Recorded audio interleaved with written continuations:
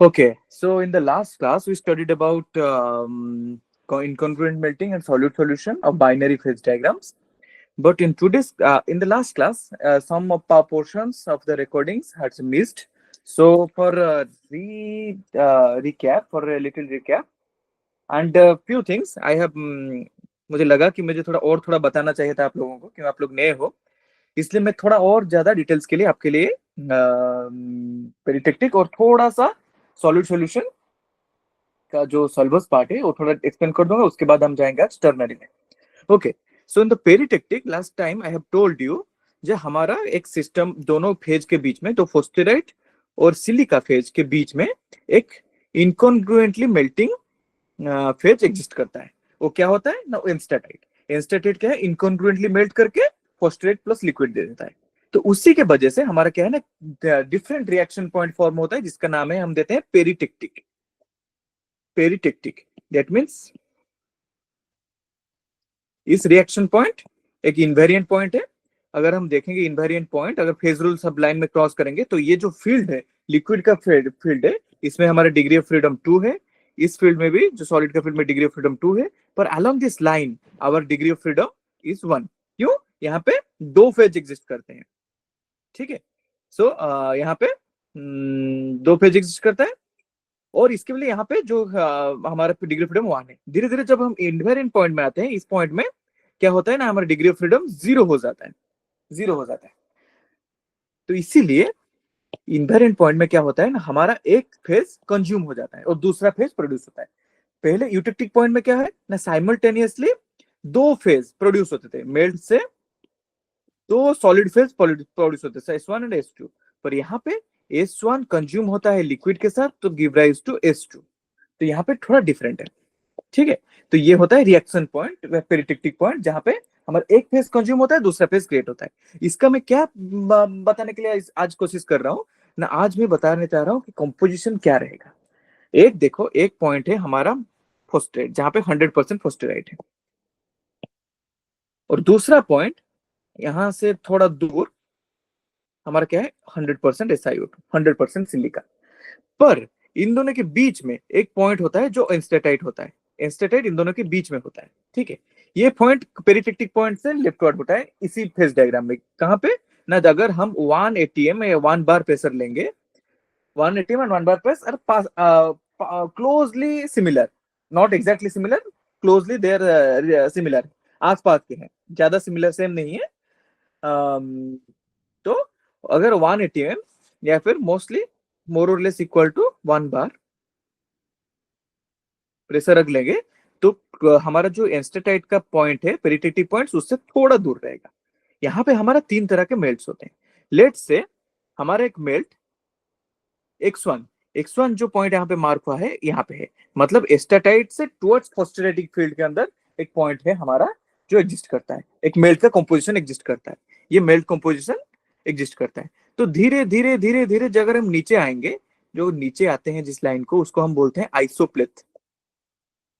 आइसोप्लेथ, आइसोप्लेथ मतलब same composition, same composition. अगर किसी चीज में टेम्परेचर हम घटाते हैं, तो एक आइसोप्लेथ में मूव करता है। ठीक है, धीरे धीरे हम आइसो के बारे में बहुत सारी चीज पढ़ेंगे। Iso, iso means same, pleth means same composition यहाँ पे यूज कर रहे हैं। ओके, कोई ज्वाइन कर रहा है, एक minute, let me admit. Okay, तो अगर हम X1 फील्ड से हम नीचे एंटर करेंगे आइसोप्लेथ में, तो ये हमारा किसको टच करेगा, लिक्विडस टच करेगा, किसका, फोस्टेराइट का। तो पहले हमारा फोस्टेराइट क्रिस्टलाइज होना स्टार्ट कर देगा। तो मुझे जैसे बताया था लास्ट टाइम, फोस्टेराइट का यूहेड्रल क्रिस्टल्स फॉर्म होना स्टार्ट कर देगा, यूहेड्रल फोस्टेरेटिक क्रिस्टल्स। ओके, सो धीरे धीरे धीरे फोस्टेराइट यहाँ पे मेल्ट कंपोजिशन मूव करेगा। क्यों? हमारा जैसे जैसे हमारा फोस्टेराइट मेल्ट से निकल जा रहा है, तो मेल्ट का कंपोजिशन यहाँ से धीरे धीरे धीरे धीरे चेंज होता जाएगा। पर जो क्रिस्टल फॉर्म हो रहा है, सिंपल फोस्टेराइट है, कुछ चेंज नहीं होगा इसमें। फिर क्या होगा ना, धीरे धीरे धीरे धीरे जब मेल्ट कंपोजिशन पहुंच जाएगा हमारा पेरिटेक्टिक पॉइंट में, पेरिटेक्टिक पॉइंट में पहुंच जाएगा, तब क्या होगा? एनीबॉडी कल क्लास में थे सब लोग? क्या होगा ना, हमारा फोस्टेराइट जो है वो कंज्यूम होके एस्टेटाइट फॉर्म होना स्टार्ट करेगा। एस्टेटाइट कहाँ फॉर्म होगा? इसके चारों तरफ, जैसे बताया था। ठीक है, धीरे धीरे क्या है ना, फोस्टेराइट कंज्यूम हो रहा है, एस्टेटाइट फॉर्म हो रहा है, फोस्टेराइट कंज्यूम हो रहा है, एस्टेटाइट फॉर्म हो रहा है। अगर पहले फॉस्फेट इस तरह से था, पूरा यूहेड्रल फॉस्फेट था, तो क्या होगा, इसी पॉइंट में फॉस्फेट का धीरे धीरे धीरे धीरे यूहेड्रल से वो थोड़ा राउंडेड शेप आ जाएगा, क्योंकि मेल्ट से कंज्यूम हो जा रहा है। इसको बोलते हैं एम्बेमेंट। तो धीरे धीरे क्या होता है, फॉस्फेट धीरे धीरे इस तरह से दिखेगा, और उसको चारों तरफ क्या फॉर्म हो जाएगा, एस्टेटेट। अंदर फॉस्फेट है, बाहर एस्टेटेट। धीरे धीरे धीरे फॉस्फेट कंज्यूम हो गया। उसके बाद जितना देखो, पहले जो मेल्ट कंपोजिशन था वो उसका एंड फील्ड में देखोगे किसका फील्ड में आ रहा है, इस लाइन में देखोगे, सॉलिड लाइन में, तो उसमें फाइनली फॉस्फेट और एस्टेटेट ये दोनों होना चाहिए, फॉस्फेट और एस्टेटाइट। तो कंज्यूम होके भी तो क्या फेज कंज्यूम होगा, वो किस फील्ड में एग्जिस्ट करता है, वो उससे डिपेंड करेगा क्या फेज पहले कंज्यूम होगा। जैसे कि हम देख रहे हैं ये क्या ना, पहले एस्टेटाइट और फॉस्फेट का फील्ड में एग्जिस्ट कर रहा है। तो इसका मतलब जो फेज यहाँ पे कंज्यूम होगा वो क्या है, लिक्विड। लिक्विड पहले कंज्यूम हो जाएगा और बच जाएगा क्या, फॉस्फेट और एस्टेट। कुछ फॉस्फेट बचेगा और एस्टेट बचेगा। अगर कितना फॉस्फेट कितना एस्टेट बचेगा, उसको अगर हम लिवर रूल अप्लाई करेंगे, लिवर रूल क्या होता है ना, जो इनिशियल कंपोजिशन होता है उसको हम लेते हैं एज ए फुलक्रम। स्पेलिंग देख लेना, फुलक्रम, फुलक्रम लेते हैं। तो फुलक्रम लेके जो ये वाला सिचुएशन है, ये वाला सेगमेंट है, लाइन सेगमेंट, उसका लेंथ हमारा डिटरमाइन करता है कितना ऑपोजिट ऑपोजिट एंड में जो है उसका कंपोजिशन डिपेंड करता है। और ये जो है इससे डिपेंड करता है इसका, मतलब ये जो लाइन का सेगमेंट का लेंथ है ये डिपेंड करेगा कितना एस्टेटाइट है, और ये जो लाइन सेगमेंट है डिपेंड करेगा कितना फॉस्फेट है। मतलब एंड मेंबर में हमारा इतना फॉस्फेट बन जाएगा और इतना एस्टेट बन जाएगा, जितना है इसका length divided by total length. इसका लेंथ, अगर टोटल लेंथ हम देखेंगे, इसका लेंथ हम क्या लेंगे, एस्टेटाइट पॉइंट और a fulcrum point, let's say F point. तो line segment F point to enstatite point, अगर लाइन सेगमेंट लेंगे divided by enstatite point to phosphate point, अगर इन दोनों का रेशियो निकालेंगे तो ये किसका रेशियो देगा, ये हमारा देगा फॉस्फेट का रेशियो। ठीक है, इन दोनों लाइन सेगमेंट के जो लेंथ है वो देगा फॉस्फेट का रेशियो। सिमिलरली अगर एस्टेटाइट और फॉस्फेट के बीच में हम लेंगे enstatite phosphate divided by, sorry, ये fulcrum plus phosphate divided by enstatite phosphate, ये fulcrum F plus phosphate divided by enstatite और फॉस्फेट, ये जो लाइन सेगमेंट टोटल को डिवाइड कर देंगे तो that will give the composition of enstatite, enstatite का कंपोजिशन देगा। ठीक है, तो एस्टेटाइट का कंपोजिशन देगा। तो सिमिलरली लेट्स से हमारा एक फील्ड में एक मिनरल मेड फॉर्म हो रहा है जो x2 में दिखा रहा है, x2 में, x2 का जो अगर मिनरल का प्रोजेक्शन देखोगे तो कौन सा फील्ड में क्रिस्टलाइज हो रहा है, वो हमारा एस्टेटाइट और क्वार्ट्ज फील्ड में रह रहा है। ठीक है, एस्टेटाइट प्लस क्वार्ट्ज फील्ड में रह रहा है। तो उसका एंड मेंबर, उसका क्रिस्टलाइज होने पहले कहां क्या क्रिस्टलाइज होगा, तो उसका एंड में हमारा क्या होगा ना, क्वार्ट्ज और एस्टेटाइट रहेंगे। तो सिमिलरली यहाँ पे जब क्रिस्टलाइज हुआ, क्रिस्टलाइजेशन स्टार्ट हुआ, तो x2 का आइसोप्लेट में मूव किया, x2 हमारा क्या होगा ना, आइसोप्लेट में मूव करेगा। x2 का जो कंपोजिशन है वो आइसोप्लेट में मूव किया, मूव किया, मूव किया, मूव किया, मूव करके हमारा किसको टच किया, फॉस्फेट का लिक्विडस को, फॉस्फेट का लिक्विडस को टच किया। जब वो फॉस्फेट का लिक्विडस को टच किया तो हमारा क्या क्रिस्टलाइज होगा, फॉस्फेट। फॉस्फेट क्रिस्टलाइज हुआ और फॉस्फेट क्रिस्टलाइज होकर धीरे धीरे धीरे धीरे धीरे धीरे एक एनवायरमेंट पॉइंट पी में पहुंचे। तो जब वो पी में पहुंचे पेरिटेक्टिक में, तब क्या होगा ना, रिएक्शन टेम्परेचर मूव करना बंद हो जाएगा, क्योंकि टेम्परेचर हम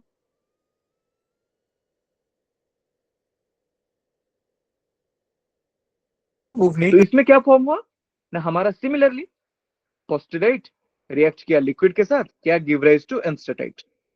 जो एस्टेटाइट हुआ तो यहाँ पे दो फेज रिएक्ट कर रहे हैं, फॉस्फेट प्लस लिक्विड, पर जो एंड मेंबर होना है वो किस फील्ड में जाएगा, एस्टेटाइट क्वार्ट्ज फील्ड में जाएगा। तो इसीलिए यहाँ पे क्या कंज्यूम हो जाएगा ना, फॉस्फेट कंज्यूम हो जाएगा, पूरा का पूरा फॉस्फेट चला जाएगा। क्या बचेगा, एस्टेटाइट प्लस लिक्विड, फॉस्फेट पूरा का पूरा कंज्यूम हो जाएगा। जब एक फेज कंज्यूम हो जाएगा, तीन फेज थे, अब एक फेज कंज्यूम हो गया, तो डिग्री ऑफ फ्रीडम फिर से बढ़ गया, एक हो गया। डिग्री ऑफ फ्रीडम एक जब हो गया तो फिर से क्या हुआ ना, ये जो लाइन है इसमें मूव करेगा। ये लाइन क्या है, एस्टेटाइट का लिक्विडस। जब वो एस्टेटाइट का लिक्विडस से मूव कर रहा है, सिर्फ हमारा एस्टेटाइट का सॉलिड यहाँ पे फॉर्म होगा। तो पहले देखो, पहले जो क्रिस्टल फॉर्म हुआ था that would be solid anhydrous crystals.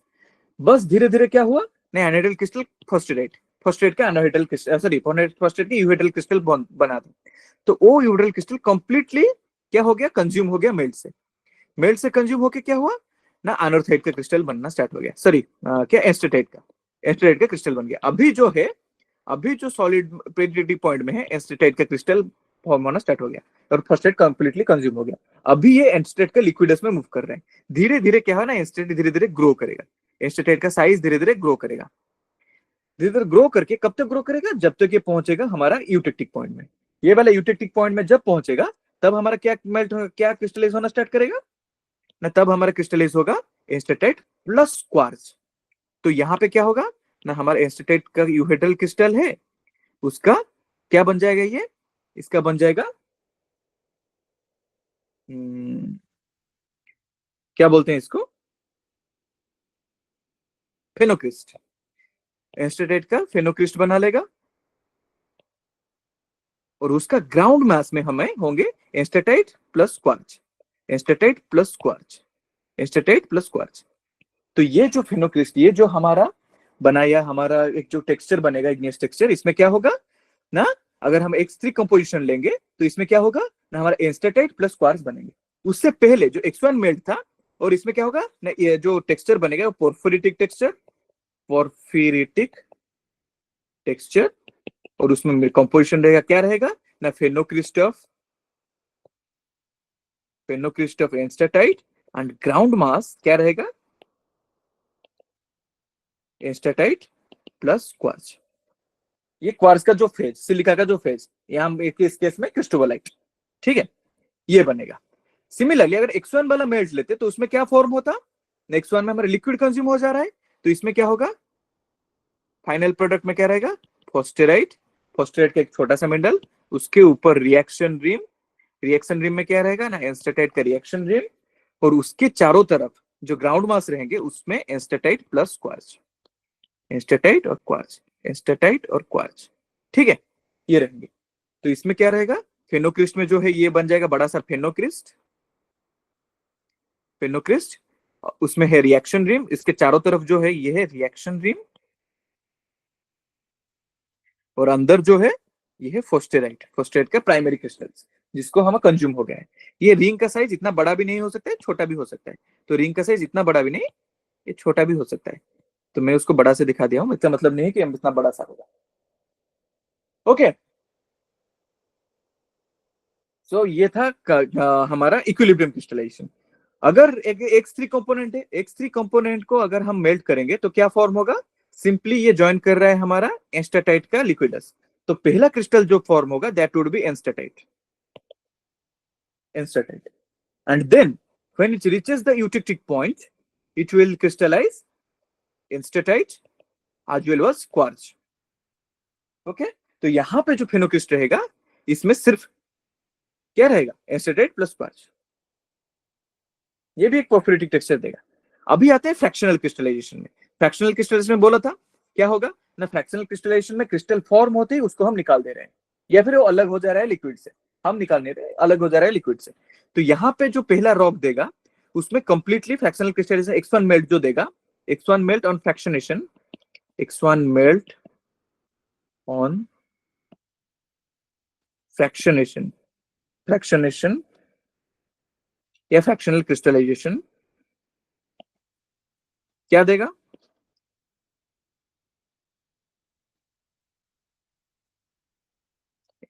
तो क्या देगा, पहले हमारा फॉस्फेट फॉर्म हो रहा है, तो फॉस्फेट पूरा अलग हो जा रहा है, धीरे धीरे धीरे धीरे फॉस्फेट क्रिस्टलाइज होना स्टार्ट करेगा, फिर हमारा ज्वाइन करेगा क्या, एस्टेटाइट। यहाँ पे क्या होगा ना, जो पेरिटेक्टिक पॉइंट है उसमें हमारा इनवेरिएंट पॉइंट रहेगा नहीं, तो ये पॉइंट जस्ट मूव कर जाएगा एस्टेटाइट में। पहले फॉस्फेट क्रिस्टलाइज हुआ, उसके ऊपर एस्टेटाइट क्रिस्टलाइज हुआ, उसके बाद पहुंच के क्या, एस्टेटाइट प्लस क्वार्ट्ज क्रिस्टलाइज होना स्टार्ट हो गया, ठीक है। फ्रैक्शनल क्रिस्टलाइजेशन में एंड कंपोनेंट हमेशा आके यूटेक्टिक पॉइंट में यहाँ पे क्रिस्टलाइज होगा, जो भी कंपोजिशन ले लो, जो भी एस्टेटाइट और क्रिस्टलाइजेशन का जो भी एस्टेटाइट और फॉस्फेट का जो भी कंपोजिशन ले लो, सब आके क्वार्ट्ज में ही क्रिस्टलाइज होंगे। पर अगर इक्विलिब्रियम क्रिस्टलाइजेशन है तब देखना पड़ेगा ये कौन सा फील्ड के अंदर आ रहा है, एस्टेटाइट क्वार्ट्ज फील्ड के अंदर या कंपोजिशन फॉस्फेट और एस्टेटाइट कंपोजिशन के अंदर। उसके ऊपर हमारा डिपेंड करेगा। Any doubt? किसका डाउट नहीं होना चाहिए, अगर है तो फिर बोलना, मैं बार बार। किसी का डाउट है?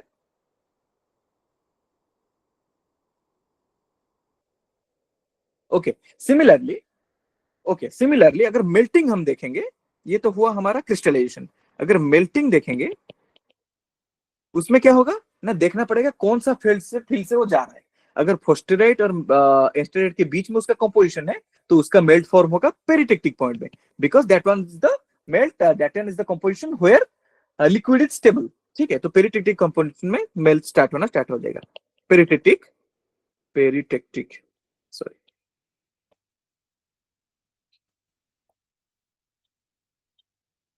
पेरिटेक्टिक, पेरिटेक्टिक पॉइंट में मेल्टिंग होना स्टार्ट हो जाएगा। धीरे धीरे धीरे मेल्ट कंपोजिशन, यहाँ पे जब हमारा पूरा का पूरा फॉस्फेट फेज कंज्यूम हो जाएगा, तो मेल्ट कंपोजिशन हमारा चला जाएगा फॉस्फेट के लिक्विडस में। सॉरी, जब जब जब इंस्टेटेट कंप्लीटली कंज्यूम हो जाएगा, एस्टेटेट यहाँ पे कंज्यूम हो जाएगा। ठीक है, एस्टेटेट जब कंप्लीटली कंज्यूम हो जाएगा, तो मेल्ट कंपोजिशन हमारा फॉस्फेट के लिक्विडस पे मूव करेगा। धीरे धीरे धीरे धीरे जो रिमेनिंग फॉस्फेट है वो भी कंज्यूम हो जाएंगे मेल्ट। ठीक है, तो इनिशियल कंपोजिशन फाइनल कंपोजिशन हो जाएगा। पर फ्रैक्शनल मेल्टिंग में क्या होगा ना, फ्रैक्शनल मेल्टिंग में as soon as the melt forms we are taking out the melts. So fractional melts में हमारा क्या होगा ना, जो मेल्ट का कंपोजिशन है वो पेरिटेटिक कंपोजिशन रहेगा। सिमिलरली अगर हमारा कंपोजिशन एस्टेटाइट और क्वार्ट्ज के बीच में रहता है, तो सिमिलरली जो फील्ड है, तो पहले हमारा पहला मेल्ट यूटेक्टिक कंपोजिशन में फॉर्म होगा। धीरे धीरे धीरे धीरे सारा का सारा क्वार्ट्ज कंपोजिशन मेल्ट हो जाएगा, तो हमारा क्या होगा ना, धीरे धीरे हमारा एस्टेटेट के लिक्विडस में होगा। जब एस्टेटेट का कंपोजिशन पहुंचेगा पेरिटेक्टिक पॉइंट में, एस्टेटेट कंपोजिशन चेंज होता जाएगा फॉस्फेट में। ठीक है, तो ये होगा हमारा melting of peritectic. Last class में हम डिटेल्स में पढ़े थे, आज बस रिवाइज कर रहे हैं। नेक्स्ट कंपोजिशन जो था हमारा सल्फस। यहाँ पे थोड़ा आप लोगों का डाउट होगा, मुझे भी लगा आप लोगों का डाउट है, क्योंकि मैं जल्दी चला गया था। ओके, जब हम उसका प्रेशर, जब ये डायग्राम था सल्फस, जहां पे हमारा अल्बाइट और ऑर्थोक्लेस साइमल्टेनियसली क्रिस्टलाइज कर रहे थे, दो सॉलिड सॉल्यूशन बना रहे थे। यहाँ पे एक मिनिमा बना रहे थे, एक मिनिमा बना रहे थे, टेम्परेचर मिनिमा बना रहे थे, जहां पे दोनों सॉलिड सॉल्यूशन धीरे धीरे धीरे लिक्विड में कन्वर्ट हो जा रहे थे। बट जब हम इसको 0.5 जीपीए प्रेशर में इंक्रीज कर देते हैं, सॉरी 5 जीपीए, थोड़ा प्रेशर बढ़ा देते हैं इसको, और वाटर सेचुरेटेड, यहाँ पे वाटर सेचुरेटेड रखते हैं और प्रेशर थोड़ा बढ़ा देते हैं, धीरे धीरे क्या होता है ना, ये जो सॉल्वस का कुछ चेंज नहीं करता, सल्बस जितने में है सल्बस उतने में रहता है, पर उसका जो मेल्टिंग पॉइंट है वो गिर जाता है, वो गिर के सल्बस के ऊपर कोइंसाइड कर जाता है। तो इसमें क्या होता है ना, ये जो टेम्परेचर क्रिस्टलाइज करता है, कैसे क्रिस्टलाइज करता है कल मैं बताया था, फिर से आपको लोगों को बता दे रहा हूँ, कल डाउट होगा आप लोगों का।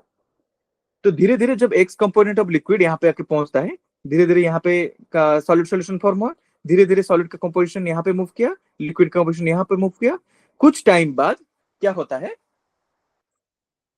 एक सॉलिड का कंपोजिशन यूटेक्टिक पॉइंट में आ जाता है। जब यूटेक्टिक पॉइंट यहाँ पे आ जाता है, ये पॉइंट यूटेक्टिक की तरह बिहेव करता है।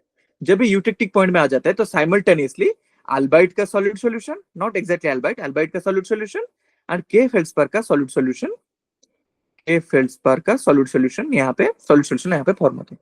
तो उसका कंपोजिशन क्या होता है यूटेक्टिक पॉइंट में, एक का कंपोजिशन है H2 डैश और क्या होता है H2 एंड H2 प्राइम, दो कंपोजिशन में फॉर्म होते हैं, ऑलरेडी डिवाइड होके फॉर्म होते हैं। दो तरह के सॉलिड सॉल्यूशन यहाँ पे क्रिस्टलाइज होते हैं, एक होता है अल्बाइट रिच सॉलिड सॉल्यूशन, दूसरा होता है ऑर्थोक्लेज रिच के फेल्डस्पर रिच सॉलिड सॉल्यूशन।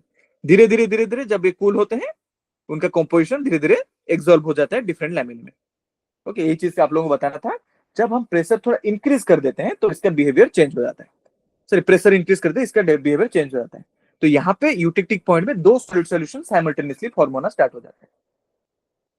ओके, तो ये होता था इसका बिहेवियर। वो आप लोगों को एक बताया था, दो तरह के टेक्सचर फॉर्म होते हैं, परथाइट एंड एंटी परथाइट। हाँ, आप लोगों के लिए एक टास्क है, नेक्स्ट क्लास में मुझे बताना, आज तक जितना भी हमने 3-4 क्लास लिए हैं, जितना भी क्लासेस हुआ है, उसमें कितना टेक्सचर, कितना तरह का टेक्सचर्स हमने अब तक पढ़े, कितना तरह का टेक्सचर्स फॉर्म हो रहा है, एक्सप्लेन कर पा रहे हैं हम फेज डायग्राम से, कितना तरह का इग्नियस टेक्सचर हम एक्सप्लेन कर पा रहे हैं फेज डायग्राम से। ठीक है, आप लोग नोट डाउन करके कल तक मुझे टेलीग्राम ग्रुप्स में बता देना।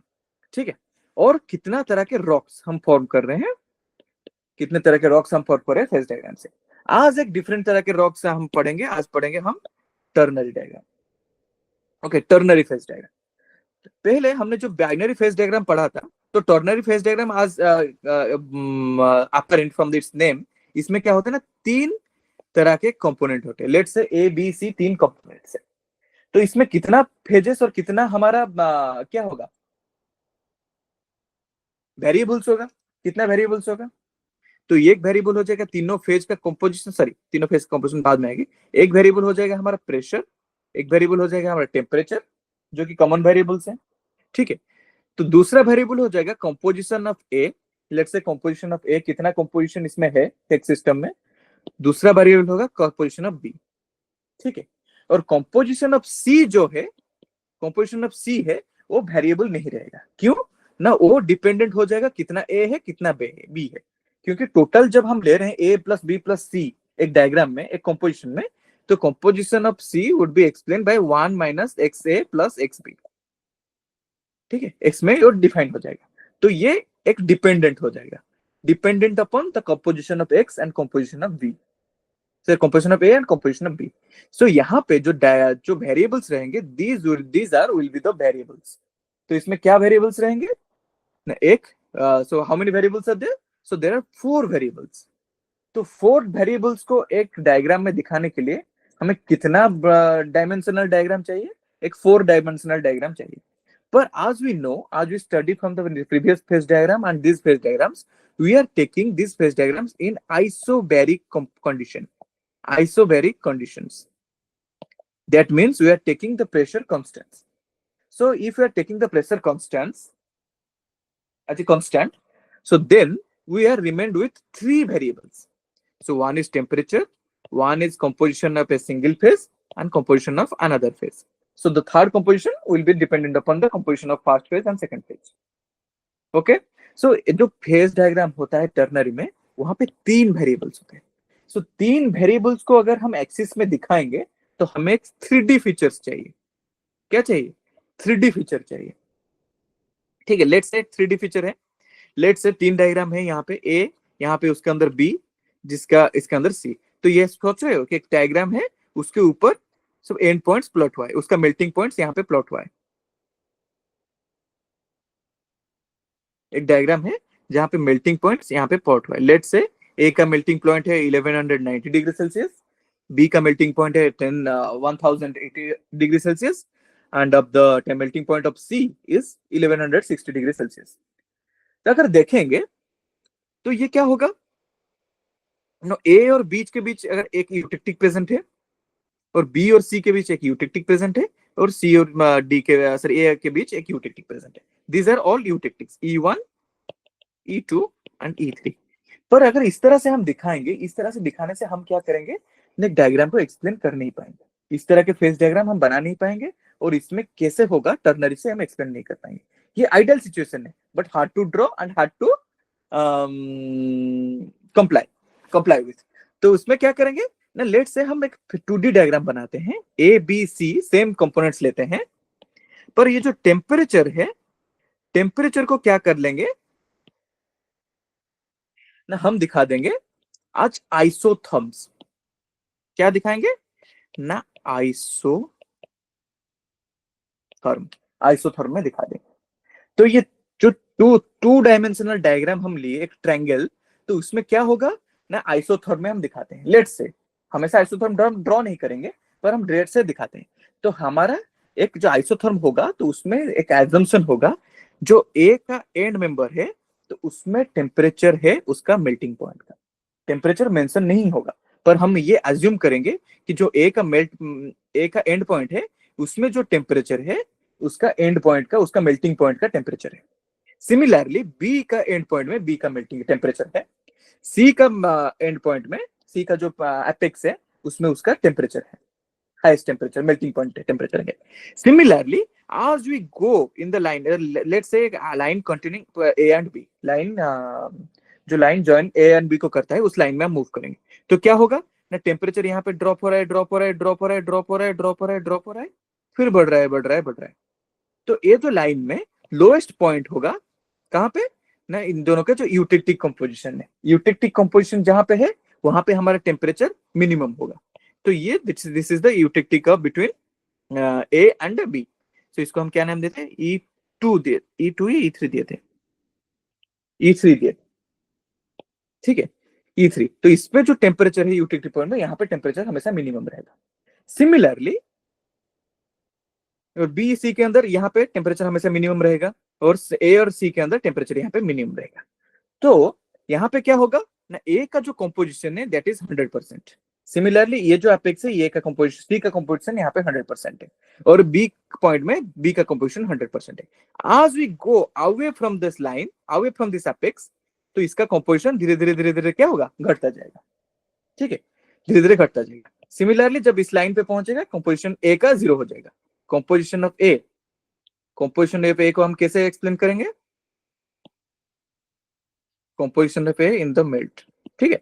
तो क्या होगा नहीं, ये 0 हो जाएगा, इस लाइन पे ये 0 है, ठीक है। सिमिलरली कंपोजिशन ऑफ सी यहाँ पे 0 है, composition of C in the melt is 0। Similarly composition B यहाँ पे, composition B in the melt here is 0, ठीक है। तो कंपोजिशन मूव करता जाएगा। तो इसी तरह से हम क्या करेंगे ना, टर्नरी को पढ़ेंगे। टर्नरी बहुत इजी है, जैसे बाइनरी का आपने बहुत जल्दी समझ लिया, टर्नरी बहुत जल्दी समझ लिया। काफी लोगों का डाउट रहता है, सारे डाउट हम क्लियर करेंगे, कोई टेंशन नहीं, ठीक है। तो यहाँ पे लेट्स से टर्नरी, ये टर्नरी डायग्राम का एक सिंप्लीफाइड टर्नरी डायग्राम का वर्जन है, जहाँ पे 3 यूटेक्टिक्स है। उसका एक एग्जाम्पल हम देखेंगे। तो उसका मेल्टिंग बिहेवियर क्या है, एग्जाम्पल हम देखेंगे। लेट्स से एक हाइपो टर्नरी डायग्राम है,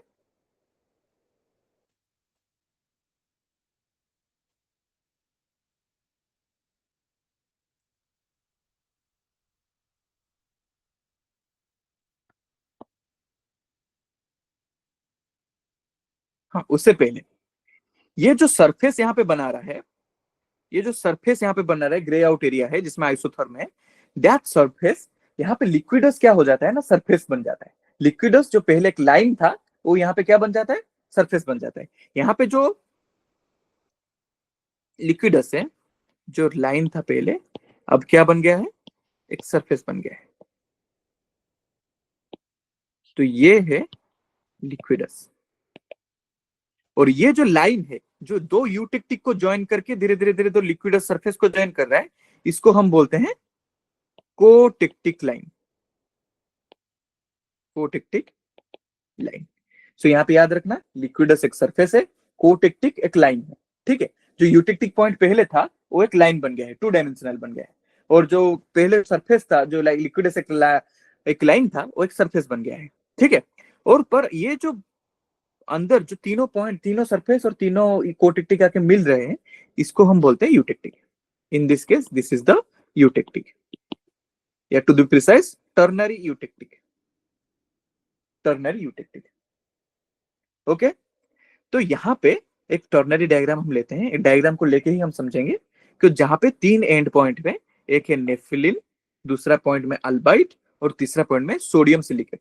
क्योंकि एक हाइपोथेटिकल फेज है जो कि बनता नहीं, मिनरल बनता नहीं, इसलिए इसमें मिनरल का नाम नहीं है, इसको बस sodium silicate as chemical composition ही हम पढ़ेंगे, ठीक है। क्यों, इस तरह की कोई मिनरल एग्जिस्ट नहीं करता है, मतलब नेचर में आज फेज एग्जिस्ट करता है, पर नेचर में एग्जिस्ट नहीं करता है।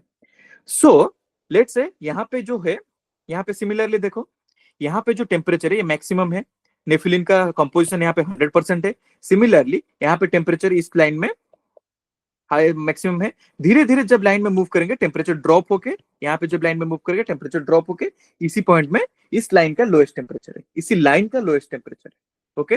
सिमिलरली इस लाइन का लोएस्ट टेम्परेचर यहाँ पे है, ये वाला पॉइंट में, और इस लाइन का लोएस्ट टेम्परेचर कहाँ पे है, ये वाला point. These 3 are cotictic lines, okay? These 3 are cotictic lines. अभी इसमें क्रिस्टलाइजेशन बिहेवियर हम देखेंगे।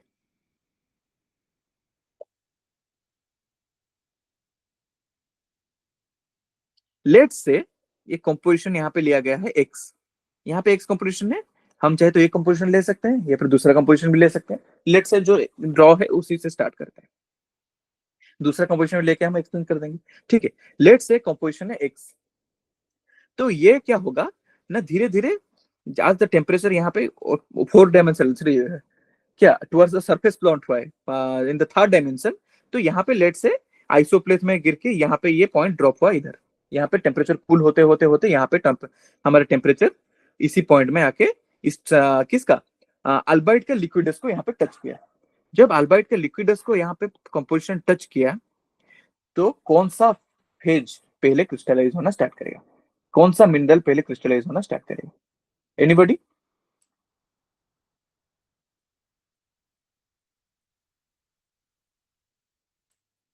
अल्बाइट, वेरी गुड। तो जब भी कोई मिनरल किसी भी फेज किसी का लिक्विडस में है तो वही मिनरल ही क्रिस्टलाइज करेगा। ठीक है, एक ही रिस्पॉन्स आया मुझे अमृता का। ठीक है, बाकी लोग शायद बहुत शाय है जो कि रिस्पॉन्स नहीं देते हो, फिर भी ट्राई करो रिस्पॉन्स देने के लिए। तो जब भी ये अल्बाइट का लिक्विडस में है, अल्बाइट का लिक्विडस में है, तब क्या होगा, हमारा अल्बाइट क्रिस्टलाइज होना स्टार्ट करेगा, लिक्विडस सरफेस में अल्बाइट क्रिस्टलाइज होगा। तो पहला जो मिनरल बनेगा वो है अल्बाइट। तो जब अल्बाइट यहाँ पे फॉर्म हो रहा है तब क्या होगा, लिक्विड जो कंपोजिशन है, लिक्विड कंपोजिशन क्या होगा, liquid composition would be little bit devoid of albite. क्या नेफ्लिन प्लस एसएस, क्या नेफ्लिन प्लस एसएस, नहीं नहीं, कुछ आंसर उसका नहीं बनता है नेफ्लिन प्लस एसएस। तो यहां से क्या होगा ना, लिक्विड का composition would be devoid of albite. तो ये जो लिक्विड का कंपोजिशन ने धीरे धीरे क्या करेगा, directly away from the albite move करेगा, directly away from the albite move करेगा। इसको पढ़ने से पहले दो हमें जानना होता है मेल्टिंग बिहेवियर। वो मेल्टिंग बिहेवियर यहाँ पे एक्सप्लेन होता है किससे, एक, अगर कोई मिनरल क्रिस्टलाइज हो रहा है, if a single mineral crystallises, if a single mineral sorry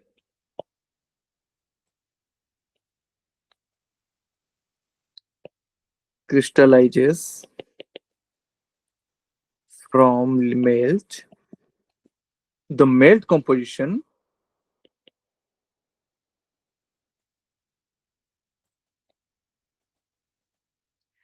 will move directly away from the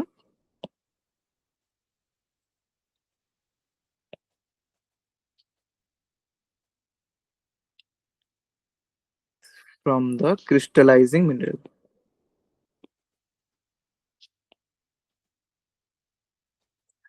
okay okay?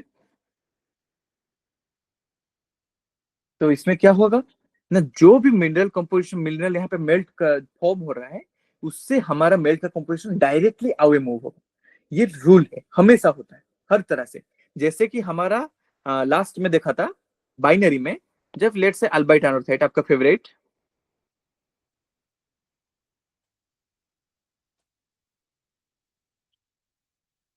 अल्बाइट एनोथाइट melt हो रहे हैं, तो जब अल्बाइट एनोथाइट, तो जब हमारा अल्बाइट मेल्ट होना स्टार्ट करेगा, मेल्ट का कंपोजिशन अवे मूव कर रहा है on the liquids line.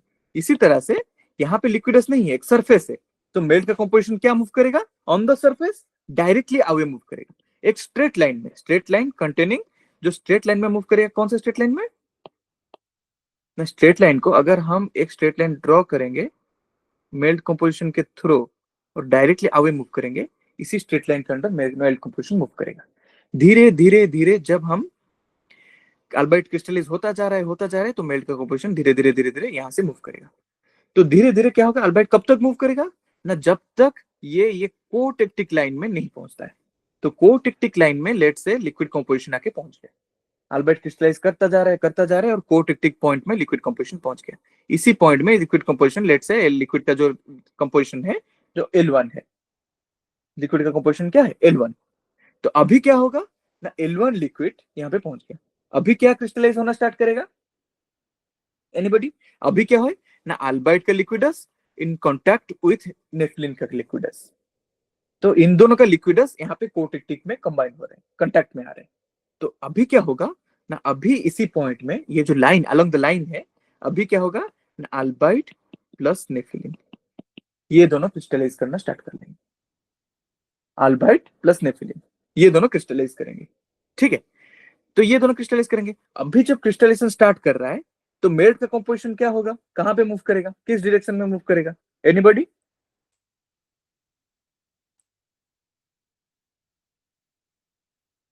Okay, तो मेल्ट का कंपोजिशन के लिए यहाँ पे आता है, यस वेरी गुड, यहाँ पे आता है एक थ्योरम जिसको हम बोलते हैं अल्केमिड्स theorem, ALKE।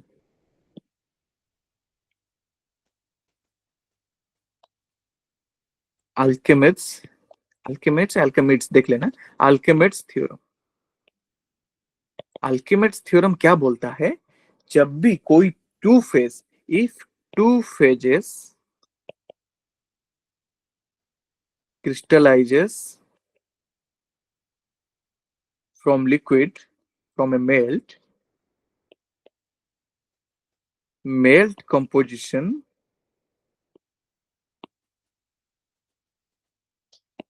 will move away from the line joining the two phases। ठीक है, मतलब अगर यहाँ पे क्या मेल्ट करना स्टार्ट कर रहे हैं, क्या क्या क्रिस्टलाइज करना स्टार्ट कर रहे हैं, अल्बाइट प्लस नेफिलिन। तो इन दोनों का जो लाइन उन दोनों को ज्वाइन कर रहे हैं, लेट से ये जो लाइन दोनों को ज्वाइन कर रहे हैं, अल्बाइट और नेफिलिन को, अभी मेल्ट कॉम्पोजिशन क्या होगा ना, इन दोनों लाइन से दूर भागेगा, along the cotectic, along the cotectic of course, क्योंकि इसी में दोनों स्टेबल हो रहे हैं, इसी पॉइंट में दोनों को एग्जिस्ट कर रहे हैं। ठीक है, तो अभी जो मेल्ट कॉम्पोजिशन अभी क्या होगा ना, हमारा सॉलिड में पहले जो सॉलिड फॉर्म हो रहा था, सॉलिड फॉर्म पहले क्या सिर्फ अल्बाइट फॉर्म हो रहा था, अभी क्या अल्बाइट प्लस नेफिलिन फॉर्म होंगे। ठीक है, अल्बाइट प्लस नेफिलिन।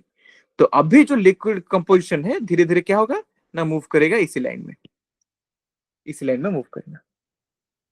ठीक है, तो धीरे धीरे लेट से कुछ टाइम बाद melting continue, sorry crystallization continue होता है, क्रिस्टलाइजेशन कंटिन्यू होने के बाद धीरे धीरे धीरे धीरे क्या होगा, नहीं ये पॉइंट आके इसी यूटेक्टिक पॉइंट में पहुंच जाएगा, टर्नरी यूटेक्टिक में पहुंच जाएगा। अभी क्या क्रिस्टलाइज होंगे, यहाँ पे क्या क्या क्या स्टेबल है, अभी ये क्या है ना, सोडियम सिलिकेट, नेफिलिन एंड अल्बाइट, तीनों फेज यहाँ से क्रिस्टलाइज होना स्टार्ट करेंगे, तीनों फेज के लिक्विड डस्ट को ज्वाइन कर रहा है, और यहाँ पे एक इनवेरिएंट पॉइंट बन जाएगा, क्योंकि यहाँ पे तीन कॉम्पोजिशन, सॉरी तीन फेजेस प्लस लिक्विड, चार रह गए हैं, तो यहाँ पे एक इनवेरिएंट पॉइंट हमारा बन गया। ठीक है, इनवेरिएंट पॉइंट बन गया, ये यहाँ पे डिग्री ऑफ फ्रीडम हमारा 0 हो गया। ये आप लोगों का टास्क है, कौन सा पॉइंट में डिग्री ऑफ फ्रीडम कौन सा फेज स्टेबलाइज कर रहे हैं, इसको आप लिख के रखना, क्योंकि आपका क्वेश्चन आ सकता है, और मैं ये सब चीज नहीं बताऊंगा, आपको ये कैलकुलेट करना है। आपको फेज रूल पता है, कौन सा फेज अगर है तो क्या हो रहा है, आप एक बार करो, मुझे दिखाओ, मैं अगर सही है तो आपको अप्रिशिएट करूंगा डेफिनेटली। ओके, तो यहाँ पे जो पहुंचेगा, तो यहाँ पे हमारा तीनों फेज यहाँ पे पूरी repeat the task sir. Okay, तो टास्क ये है, जैसे ये वाला फील्ड है, इसमें हमारा डिग्री ऑफ फ्रीडम क्या है, 2 है, यहाँ पे डिग्री ऑफ फ्रीडम, ये जो लाइन है डिग्री ऑफ फ्रीडम 1 है, और यहाँ पे डिग्री ऑफ फ्रीडम 0 है। पर आप लोगों को कैलकुलेट करके देखना है कौन सा फेज यहाँ पे एग्जिस्ट कर रहा है, और किसके वजह से यहाँ पे फेज रूल 2 हो रहा है। सिमिलरली लाइन के ऊपर कौन सा फेज एग्जिस्ट कर रहा है, किसके वजह से डिग्री ऑफ फ्रीडम 1 हो रहा है, और यहाँ पे कौन सा फेज एग्जिस्ट कर रहा है, जिसके वजह से डिग्री ऑफ फ्रीडम 0 हुआ है यूटेक्टिक पॉइंट में। ठीक है, ये आप कैलकुलेट करो। ठीक है, अब जब कहीं पे डिस्क्रिप्टिव आएगा तब आप लिखना।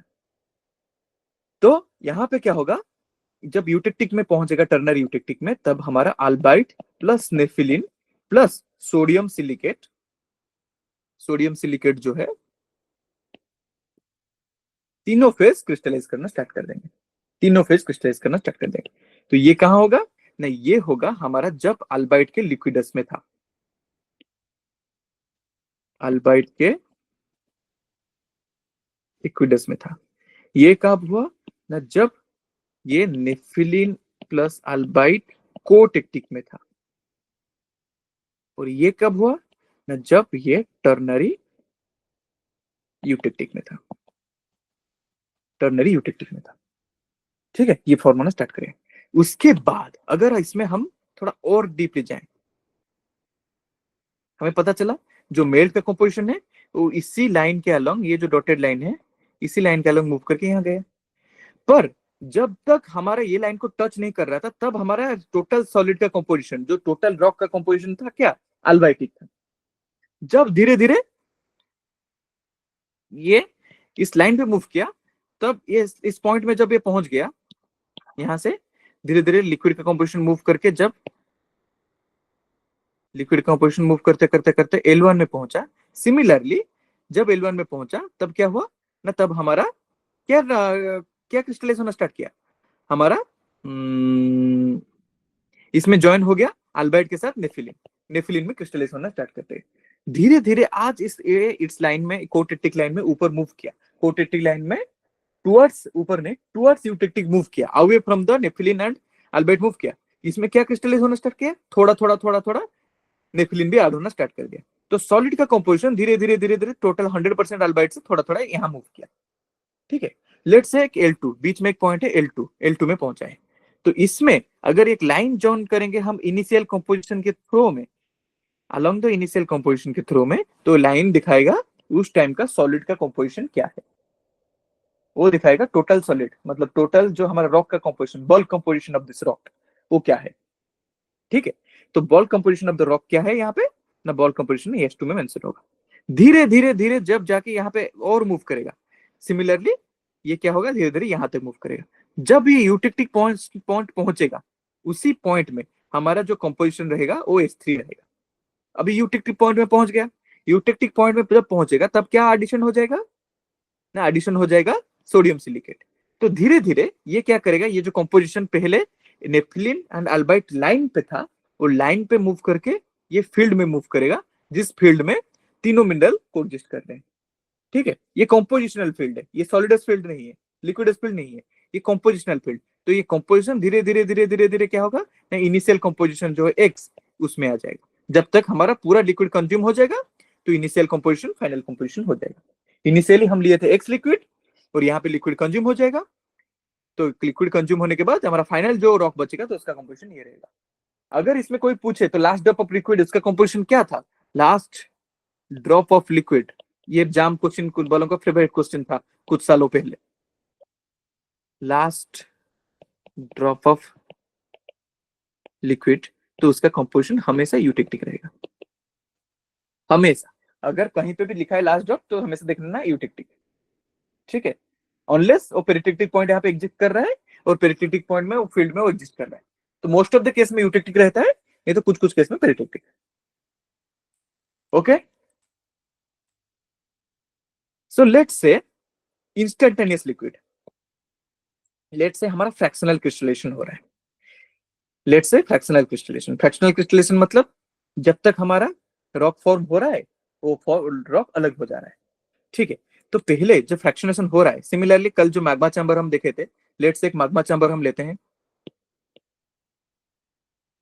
लेट्स से मैग्मा चैम्बर का जो मेल्ट है, वो मेल्ट का कंपोजिशन, यही मेल्ट का कंपोजिशन कहां पे मेंशन है, टर्नरी डायग्राम पे मेंशन है। तो पहले एक लेस्ट का कंपोजिशन एक्स है, टर्नरी डायग्राम का कंपोजिशन, मेल्ट का कंपोजिशन एक्स है, जो टर्नरी डायग्राम में इनिशियल लिक्विड हम लिया है। तो पहले जो क्रिस्टलाइजेशन स्टार्ट होगा, टेम्परेचर ड्रॉप होगा, क्या स्टार्ट होगा, अल्बाइट। ठीक है, अल्बाइट स्टार्ट होगा, अल्बाइट का यूहेड्रल क्रिस्टल्स बनना स्टार्ट हो जाएगा। लेट से अल्बाइट के क्रिस्टल्स यहाँ पे ड्रॉप हो गया, नीचे बैठ गया, तो ये जो टेक्सचर बनाएगा, इस टेक्सचर को बोलते हैं क्यूमुलेट्स। लास्ट टाइम बोला था कि नहीं मुझे याद नहीं, तो इसको बोलते हैं क्यूमुलेट्स। क्यूमुलेट्स क्या होता है ना, बड़े बड़े यूहेड्रल क्रिस्टल्स फॉर्म होकर नीचे बैठ जाते हैं, इसको बोलते हैं क्यूमुलेट्स। तो ये अल्बाइट का क्रिस्टल्स यहाँ पे बैठ के क्यूमुलेट्स बना लेगा, अल्बाइट के क्यूमुलेट्स, या फिर स्टैकिफाइड रॉक्स देते हैं। ठीक है, तो यहाँ पे एक मोनोमिनरलिक रॉक दे देगा क्यूमुलेट्स। तो धीरे धीरे जब पॉइंट आके पहुंचेगा हमारा यूटेक्टिक पॉइंट में, तो उस टाइम में जो कंपोजिशन रहेगा वो कैसे पता चलेगा कौन सा सॉलिड कंपोजिशन है, तो ये क्या करेगा ना, यहाँ पे एक टेंजेंट हम ड्रॉ करेंगे। तो टेंजेंट हम ड्रॉ करेंगे, तो ये जो ए कंपोजिशन का जो सॉलिड है उसी टाइम पे सॉलिडिफाई होना स्टार्ट करेगा। मतलब इनिशियल कंपोजिशन ये है, पर उस टाइम पे कोटेक्टिक में जब पहुंचेंगे हम, तो नेफिलिन और अल्बाइट इस रेशियो में वो क्रिस्टलाइज होना स्टार्ट कर देंगे, एट ए रेशियो ऑफ ए। इतना रहेगा उसमें नेफिलिन, इतना रहेगा उसमें अल्बाइट। आप लोग लिबर रूल से देख लेना कितना कितना रहेगा। ठीक है, तो ये हो जाएगा उसका कंपोजिशन।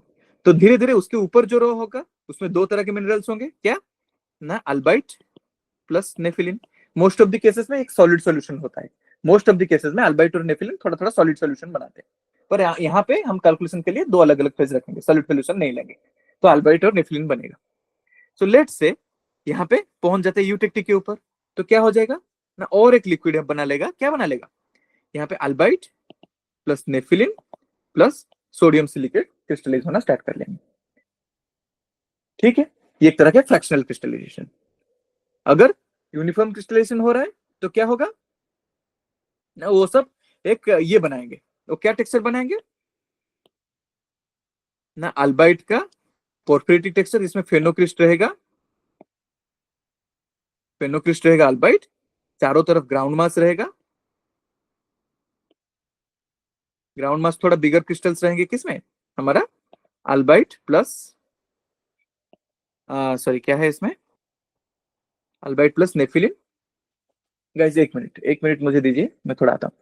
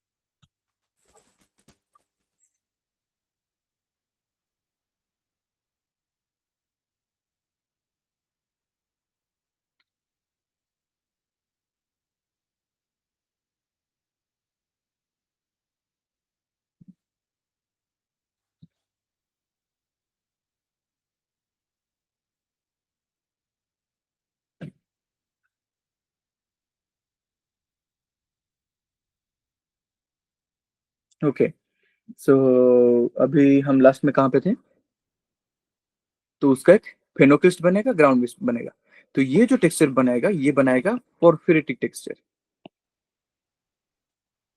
पोर्फिरिटिक पोर्फिरिटिक टेक्सचर। ठीक है, ये कहाँ बनेगा, यूनिफॉर्म क्रिस्टलाइजेशन में।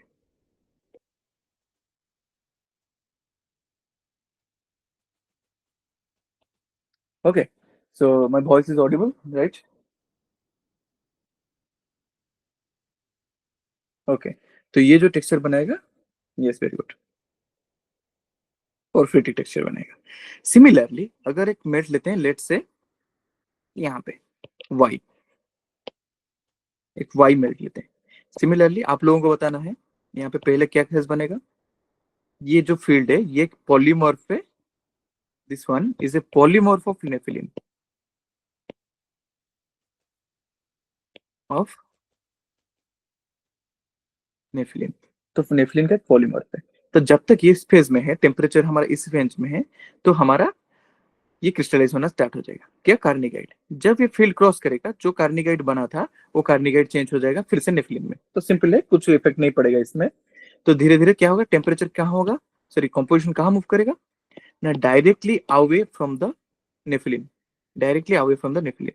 तो मूव करते करते करते ये जो लाइन अगर हम क्रॉस करेंगे, कनेक्ट करेंगे, तो ये आके यहाँ पे ज्वाइन होगा, मेल्ट का कंपोजिशन यहाँ पे पहुंचेगा, तो क्या होगा ना, नेफिलिन प्लस अल्बाइट दोनों क्रिस्टलाइज करना स्टार्ट कर लेंगे। ठीक है, तो यहाँ पे धीरे धीरे धीरे धीरे मेल्ट कंपोजिशन मूव करेगा, मूव करते जब पहुंचेंगे यहाँ पे nepheline plus albite plus sodium silicate crystallise होना स्टार्ट कर देंगे। सो ये था हमारा जो है टर्नरी का एक सिंपल टर्नरी डायग्राम, जहाँ पे तीनों फेज यूटेक्टिक्स में है, तीनों यूटेक्टिक्स में है, और यहाँ पे एक simple eutectic ternary eutectic form हो रहा है। नेक्स्ट में हम पढ़ने वाले हैं एक फेज जहाँ पे एक इनकॉन्ग्रुएंट, सॉरी कॉन्ग्रुएंटली मेल्टिंग एक फेज है, मेल्टिंग फेज। पर आज तो 1 घंटे से ऊपर हो गया है टाइम, तो आज ये वाला नहीं लेंगे ना, स्टार्ट कर लेंगे। आप लोग अगर चाहते हैं तो मैं कंटिन्यू करूंगा, अगर नहीं चाहते हैं तो लेट से कोई बोलता है तो मैं कंटिन्यू करूं, नहीं तो आज का क्लास यहीं पर रख लेंगे, कल से स्टार्ट करेंगे, कल ना नेक्स्ट क्लास में। तो लेट स्टार्ट करते हैं, काफी लोगों का इंटरेस्ट है। ओके, सो यहाँ पे लेट से यहाँ पे 3 फेज हम ले रहे हैं, एक है डाइऑक्साइड, एक है नेफिलिन, एक है SiO2, silica. Dioxide, nepheline and silica.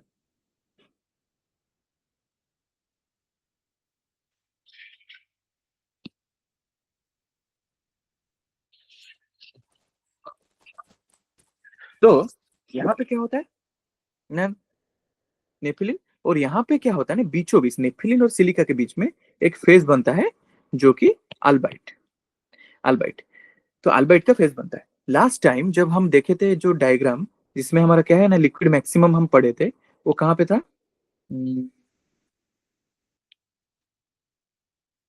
Liquid maximum पढ़े थे, तो इसमें क्या था, इस तरह से था। यहाँ पे था क्या, नेफिलिन, यहाँ पे था हमारा SiO2, और बीच में हमारा था अल्बाइट, जो कि बना रहा था क्या, एक थर्मल मैक्सिमा। मैक्सिमा, और यहाँ पे दो यूटेक्टिक U1 U2 फॉर्म कर रहे थे। सिमिलरली यहाँ पे टर्नरी में दो यूटेक्टिक फॉर्म हो गए, एक है यूटेक्टिक 1 और एक है यूटेक्टिक 2। ठीक है, यूटेक्टिक 2। और ये क्या होगा ना, तीनों का लिक्विडस, ये cotectic line between dioxide and tridymite, tier for tridymite, because ये फेज यहाँ पे स्टेबल है। Similarly this one is the liquidus cotectic line for nepheline and dioxide. तो लेट से एक मेल्ट है, मेल्ट यहाँ पे है X1 मेल्ट। तो X1 मेल्ट जब हम यहाँ पे है लेते हैं, तभी क्रिस्टलाइज होना स्टार्ट करेगा। जब ये इसका हम लिक्विडस में इसका टेम्परेचर आके यहाँ पे पहुंचेगा, तो ये कौन सा लिक्विडस में है, अभी ये डाइऑक्साइड का लिक्विडस में है। ठीक है, तो क्या क्रिस्टलाइज होना स्टार्ट करेगा,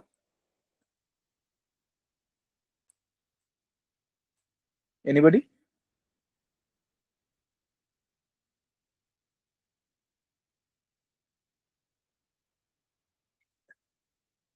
इस वेरी गुड। तो इस पॉइंट में ये डाइऑक्साइड क्रिस्टलाइज करना स्टार्ट करेगा। सिमिलरली जब डाइऑक्साइड क्रिस्टलाइज करेगा, तो इसका क्या होगा, इसका कंपोजिशन डायरेक्टली अवे मूव होगा क्या, directly away from this X1।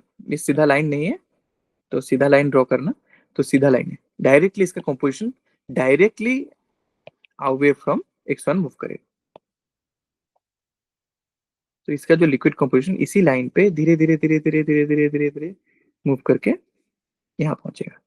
Similarly जब X2 होता, तो यहाँ पे क्या होगा, जब तक लिक्विड कंपोजिशन इसी डाइऑक्साइड का लिक्विडस पे है, तब तक हमारा डाइऑक्साइड क्रिस्टलाइज होना, डाइऑक्साइड क्रिस्टलाइज रहेगा, डाइऑक्साइड का यूहेड्रल क्रिस्टल्स बनता रहेगा, बड़े बड़े क्रिस्टल्स, क्योंकि कोई कंपटीशन नहीं बनता रहेगा। जब ये आके हमारा टच करेगा कहाँ, ये जो कोटेक्टिक बिटवीन अल्बाइट एंड डाइऑक्साइड को टच करेगा, तो उसका कंपोजिशन यहाँ पे क्या होगा, ये पॉइंट में पहुंचेगा, तब डाइऑक्साइड के साथ ज्वाइन क्या करेगा, अल्बाइट क्रिस्टलाइज होना स्टार्ट करेगा। डाइऑक्साइड प्लस अल्बाइट ये दोनों क्रिस्टलाइज करेंगे। ठीक है, जब ये पॉइंट में पहुंच गया, अभी लिक्विड कंपोजिशन कहाँ मूव करेगा, एनीबॉडी, कहाँ मूव करेगा? यहाँ पे क्या है ना, अल्कामेट्स थ्योरम आ जाता है। तो लाइन ज्वाइनिंग बिटवीन, यहाँ पे कौन सा फेज क्रिस्टलाइज करे, अल्बाइट और डाइऑक्साइड। अगर उन दोनों का लाइन ज्वाइन करेंगे, तो उन दोनों को लाइन, कौन सा लाइन ज्वाइन कर रहे हैं, उन दोनों को अगर लाइन ज्वाइन करेंगे,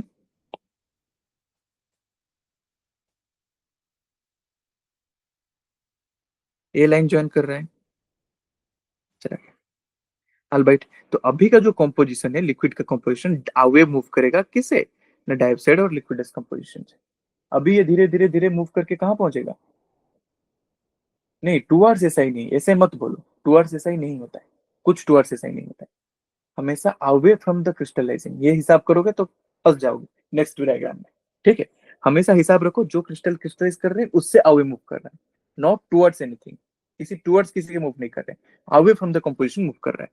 ठीक है, तो it will be move away from the composition containing, away from the not albite and diapside, the line joining between albite and diapside। तो धीरे धीरे धीरे मूव करते करते ये पहुंचेगा कहाँ, ये वाला यूटेक्टिक में, E1 में। जब यू टिक में पहुंचेगा तब क्या हो जाएगा ना, डाइऑक्साइड प्लस अल्बाइड के साथ SiO2 सिलिका भी मेल्ट का, सिलिका भी ज्वाइन हो जाएगा। ठीक है, सिलिका का एक फेज ज्वाइन हो जाएगा, तो तीनों यहाँ पे क्रिस्टलाइज करेंगे। Similarly let's say another composition यहाँ पे ले लेते हैं, X2 ले लेते हैं। तो X2 क्या होगा, यहाँ पे सिंपल इसका कंपोजिशन मूव आगे मूव करेगा, इसका कंपोजिशन डायरेक्टली अवे मूव करेगा, away from the,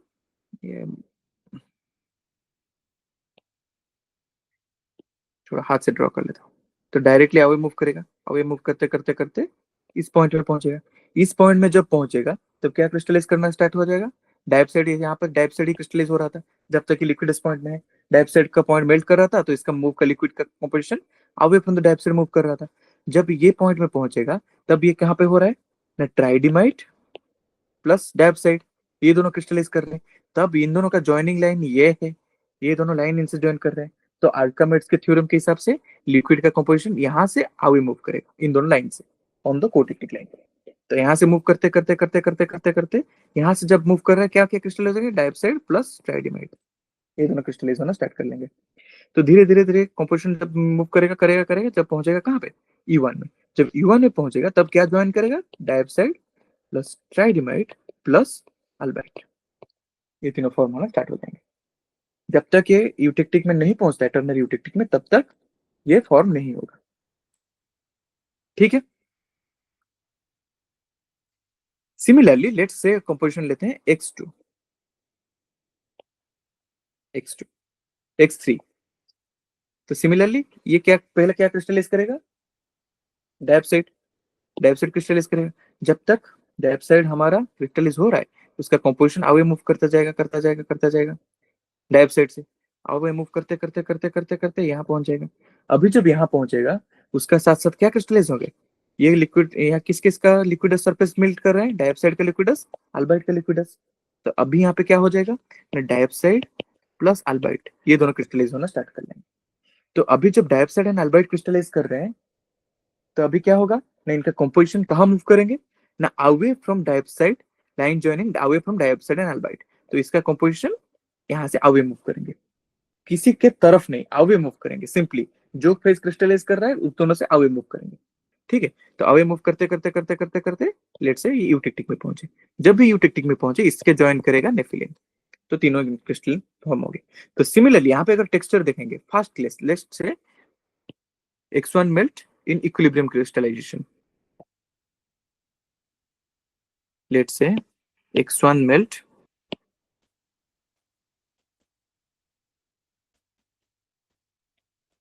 X1 melt equilibrium crystallization form है। तो पहले क्या फॉर्म होगा, यूहेड्रल डाइऑक्साइड। ठीक है, उसके बाद क्या होगा ना, जब यहाँ पे मूव कर रहा है डाइऑक्साइड प्लस अल्बाइट, यहाँ के कोटेक्टिक में पहुंचेंगे तो डाइऑक्साइड प्लस अल्बाइट फॉर्म होगा। तो यहाँ पे क्या होगा ना, डाइऑक्साइड का यूहेड्रल फेनोक्रिस्ट, उसके अंदर डाइऑक्साइड प्लस अल्बाइट का क्या ग्राउंड मास फॉर्म होगा। जब यूटेक्ट में पहुंच जाएगा तब ग्राउंड मास चेंज होकर क्या हो जाएगा, dioxide plus albite plus SiO2 silica. ठीक है, सिंपली X2 मेल्ट क्या ले, तो इसमें क्या होगा, सिमिलरली डाइऑक्साइड का फेनोक्रिस्ट, उसके बाहर ग्राउंड मास में क्या रहेगा, डाइऑक्साइड प्लस ट्राइडिमेट या SiO2। जब वो जाके यूटेक्टिव में पहुंचेंगे तब छोटा छोटा क्या ज्वाइन हो जाएगा, अल्बाइट, अल्बाइट का ग्राउंड मास में ही छोटा छोटा क्रिस्टल्स रहेगा। तो ये जो क्रिस्टल्स होते हैं ग्राउंड मास में ये थोड़ा बड़ा रहते हैं, थोड़ा बिगर रहते हैं, और ये पूरा फाइन गेम, पूरा छोटा छोटा छोटा छोटा स्मॉलर क्रिस्टल्स रहेंगे यूटेक्टिव में पहुंचने के। ठीक है, क्योंकि कंपटीशन बढ़ जाता है, न्यूक्लियेशन बहुत हो जाता है और उसका साइज बहुत छोटा छोटा रह जाता है। ठीक है, अगर थिन सेक्शन में कहीं पे यूहेड्रल क्रिस्टल देखोगे, बड़ा सा यूहेड्रल क्रिस्टल फेनोक्रिस्ट दिख रहा है, तो उससे समझ लेना कि उसका लिक्विडस में था। Okay, similarly X2 melt, similarly X3 melt अगर लेंगे उसमें डाइऑक्साइड का यूहेड्रल क्रिस्टल फॉर्म हुआ, उसका जो छोटे छोटे क्रिस्टल साइड में रहेंगे उसमें क्या रहेंगे, डाइऑक्साइड प्लस अल्बाइट, और सम पूरा छोटे छोटे छोटे छोटे ग्रेन्स में क्या रहेंगे, एस्टेटाइट। उसमें भी डाइऑक्साइड छोटा छोटा रहेगा पर एस्टेटाइट भी रहेंगे। ओके, अगर फ्रैक्शनल क्रिस्टलाइजेशन देखेंगे तो पहले क्या होगा ना, डाइऑक्साइड का सिंगल ड्रॉप फॉर्म हो रहा है,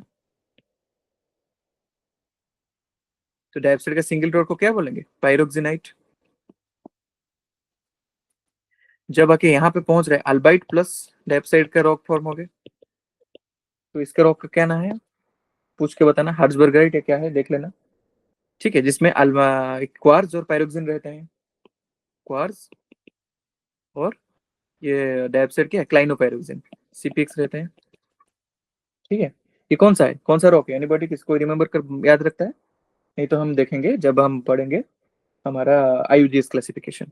सिमिलरली जब यहाँ पे नेफ्रिन सॉरी हमारा ये वाला सीक्वेंस में पहुंच जाता है, इसमें क्या होता है, क्वार्ज ज्वाइन कर लेता है। तो इसमें क्या रहता है, डाइऑक्साइड सीपीएक्स प्लस क्वार्ज। ठीक है, ये बना लेता है गैब्रो, गैब्रो ही बनाता है। ठीक है, और ये जो लाइन देखोगे, ये जो लाइन ये क्या है, यहाँ पे अगर थोड़ा सा कंपोजिशन चेंज होता है, थोड़ा सा कंपोजिशन इधर उधर हो जाता है, तो एंड मेंबर पूरा अलग मिलते हैं। अगर ये लाइन से थोड़ा कंपोजिशन इधर शिफ्ट हो x1, तो इसका एंड में हमें SiO2 मिलेगा। थोड़ा सा कंपोजिशन इधर शिफ्ट हो गया x2, तो इसका एंड मेंबर में हमें नेफिलिन मिलेगा। ठीक है, तो ये क्या है, silica saturated and over saturated यहां रहते हैं।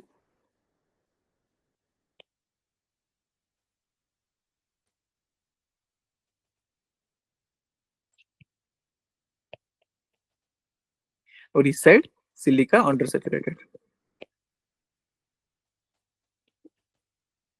यही चीज हम देखेंगे जब आईयूजीएस क्लासिफिकेशन पढ़ेंगे। तो यहाँ पे था क्या हमारा, क्वार्ज, अल्कली फेल्सपार, फेल्सपाथोइड और प्लाजियोक्लेज, ऐसे था ना। तो यहाँ पे देखेंगे जो यही वाला लाइन है, ये जो लाइन है, यही हमारा थर्मल मैक्सिमा है। ये लाइन कोई इस तरह मूव नहीं कर सकती, ये रॉक इधर आ नहीं सकता, इधर रॉक नहीं आ सकता। ये लाइन है सिलिका सैचुरेशन और अंडर सैचुरेशन का लाइन। तो इस लाइन है सिलिका सैचुरेशन लाइन। तो ये लाइन, अगर ये लाइन को कोई रॉक क्रॉस नहीं कर सकता, कोई भी कंपोजिशन क्रॉस नहीं कर सकता। अगर इधर है तो ये इस तरह का आके सिलिकॉन देगा, अगर इधर है वो आके नेफिलिन देगा, सिलिका अंडर सैचुरेटेड रहेगा।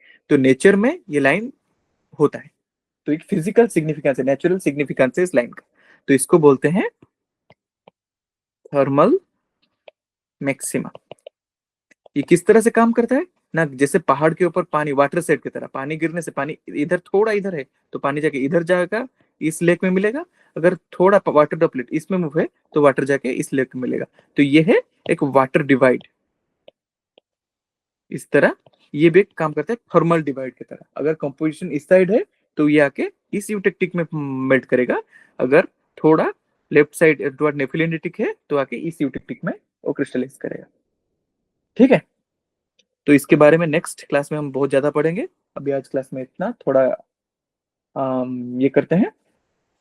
ओके, सो ये है टर्नरी। किसी का कुछ डाउट है तो नेक्स्ट क्लास में या फिर कभी भी पूछ सकते हैं। Okay, very good. ओके, चलिए, गुड नाइट, थैंक यू।